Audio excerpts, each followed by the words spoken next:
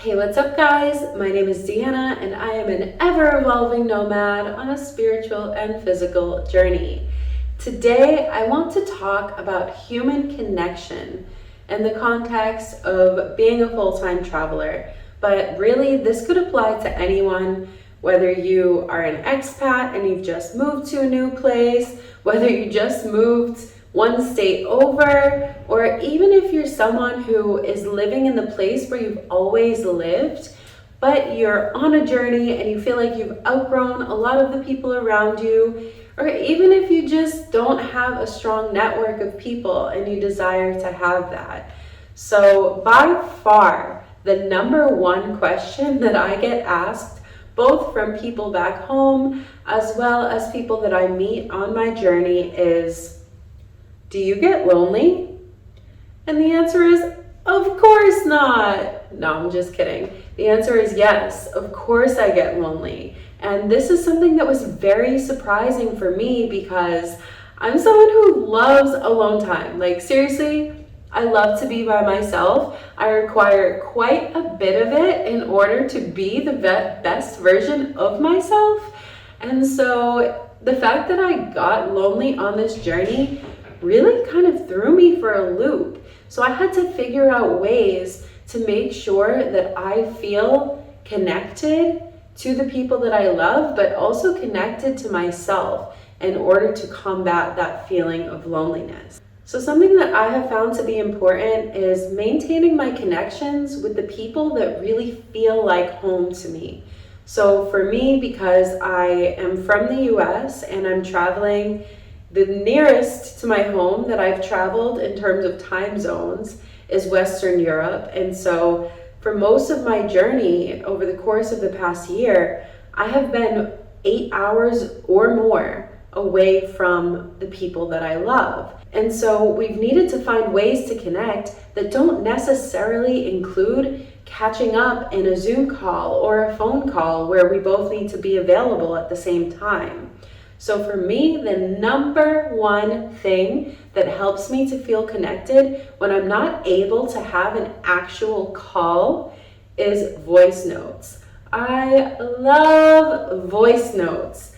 Those who are very close to me are no stranger to receiving a 40-minute, 1 hour, sometimes a series of multiple voice notes that might add up to an hour and a half, 2 hours, where we are able to send that message, feel like we've gotten out everything that we need to get out, feel like I'm just talking things out. Like, sometimes I just need to process out loud and hear myself for me to work through things. And so I'll send that message to a friend, sometimes even with the disclaimer saying, hey, I just needed to talk something out. Don't even listen to this if you don't feel like it, because I worked through my thing.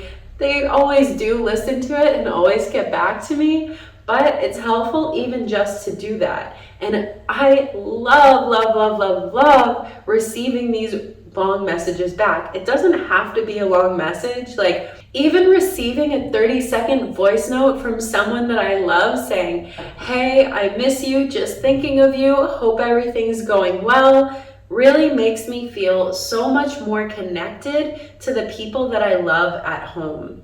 And so the nomad journey also has a lot of challenges that would just never come up in a regular life. Like, the regular stressors that you have when you're living in one place pretty much can all be expected. It's very rare that something totally out of left field comes up. But on the contrary, when you're on a nomad journey, things come up all the time, little things that you could never anticipate because it's different in every place, and there's no way of knowing what those things could be. And so it's been a huge lesson for me, learning to reach out and being able to say, like, hey, I'm really struggling right now. Are you available? This has been a major blockage for me throughout my life, and being so far away has really forced me to do that. Like, not being able to catch up with a friend for coffee or a walk in the woods takes out the factor of people reaching out and saying, hey, I just want to make sure everything's okay. I haven't heard from you in a month. Or even when you do meet up, them seeing the look on your face, or just noticing your energy and noticing that something is off. Like, if my friends don't hear from me for a month now, they assume that I'm living my best life, and rightfully so. And so they might send a message saying like, just thinking of you, hope you're having an amazing life. But it's very rare that I get a message saying like, why haven't I heard from you? Because people know that when you're a nomad, your life is very busy, very full. Like, working in addition to traveling the world is way more than a full-time job. It's not a job, but you know what I mean? Like, working and traveling the world is way more than a full-time thing. And so if you don't tell people that you need to talk, they never have any way of knowing. So it has really challenged me to get out of my comfort zone in that sense, and to feel comfortable being more vulnerable. And that has been such a gift, because ironically, even though I am like 6,000, sometimes more miles away from the people that I love, a lot of my relationships have been strengthened over the course of this journey.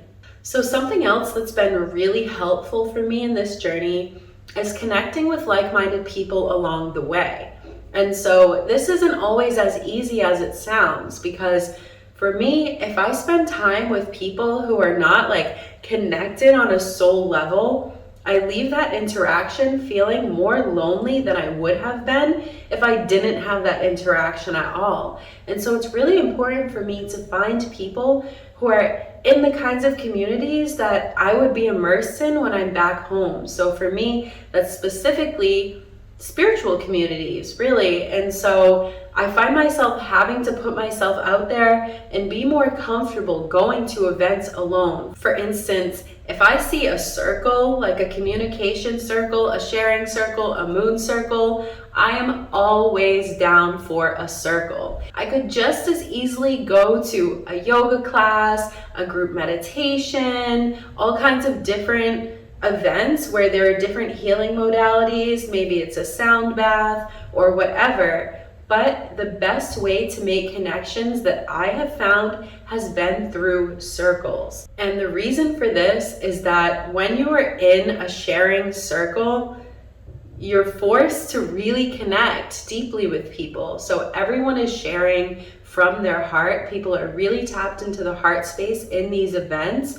And it's so quick that you are able to see who are the people that you might develop a deep soul connection to. And so this is such a beautiful thing, because when I'm moving around so quickly, if these connections are not made quickly, they're not going to happen at all. And so me being willing to be super, super vulnerable, to go to these spaces and show up authentically has really forced me. It has called me to become more of who I really am. And it's also allowed me to make friends all throughout the world that are these deep soul connections that I really look forward to seeing again when we are in the same place again.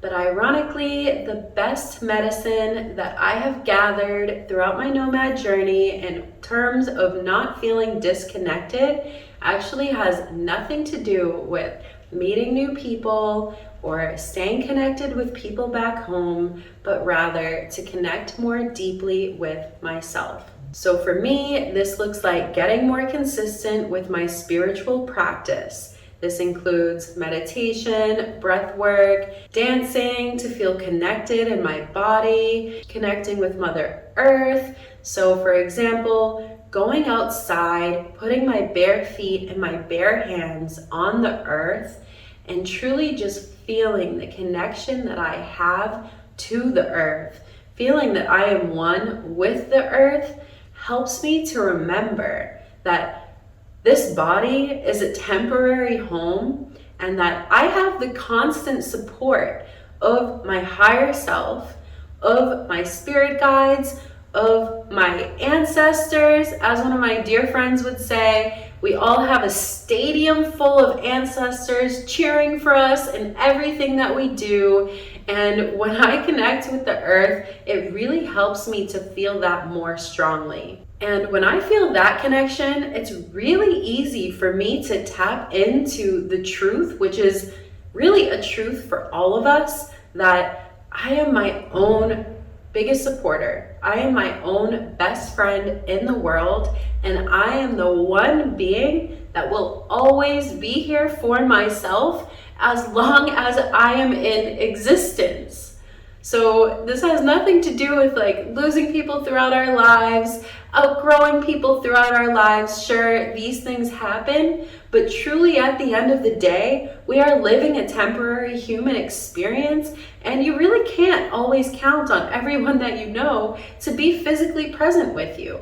So when you are in that knowing of like, I am in love with myself, I love myself so much, and my energy should always be going towards supporting myself, this helps me to never feel disconnected, because I can never be disconnected from myself as long as I am taking care of myself.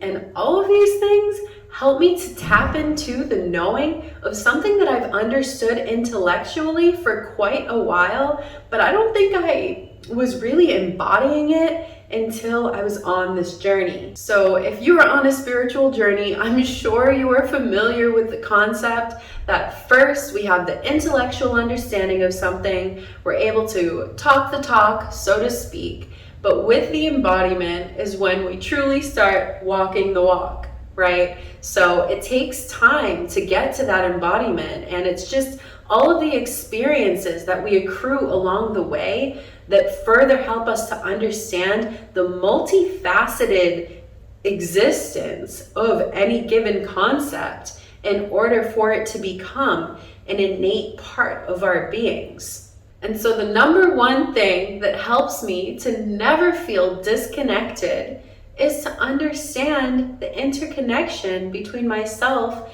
and the all that is, to feel the connection between myself and every person that I encounter, every being that I encounter, plant, animal, and human. And so I think the first time that I recognized that I was really embodying this concept was when I was on a plane. And now this actually comes up a lot when I'm on planes, because I think it's just because there are so many people crammed in such a small space, and you get to witness right in front of you so many different aspects of the human experience playing out like simultaneously. So I could literally have a crying baby in front of me, an obnoxious drunk guy behind me, and then an angry person who's being rude to the flight attendant and to everyone else that they encounter over on the next row. And I'm seeing this play out, I'm hearing the scenarios,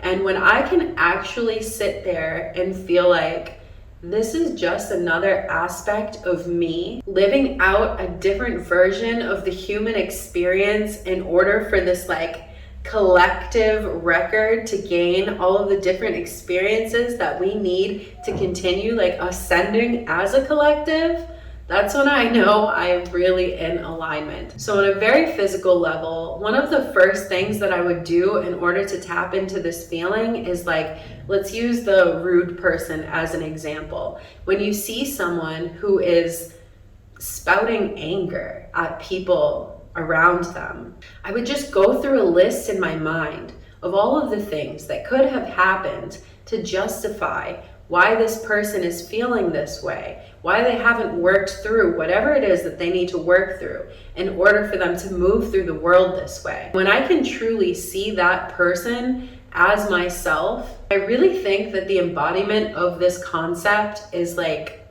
the number one lesson that I have learned throughout my Nomad journey, because I am a healer.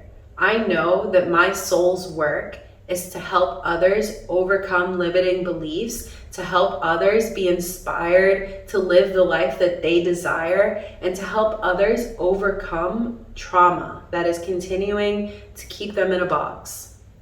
I don't want anyone to be in a box. I want everyone to be free of all of their shackles and just live life from the heart. And so all of these understandings are just helping me to live more fully from my own heart. And as a result, this is just calling me to be the best version of myself. So to answer the initial question, yes and no.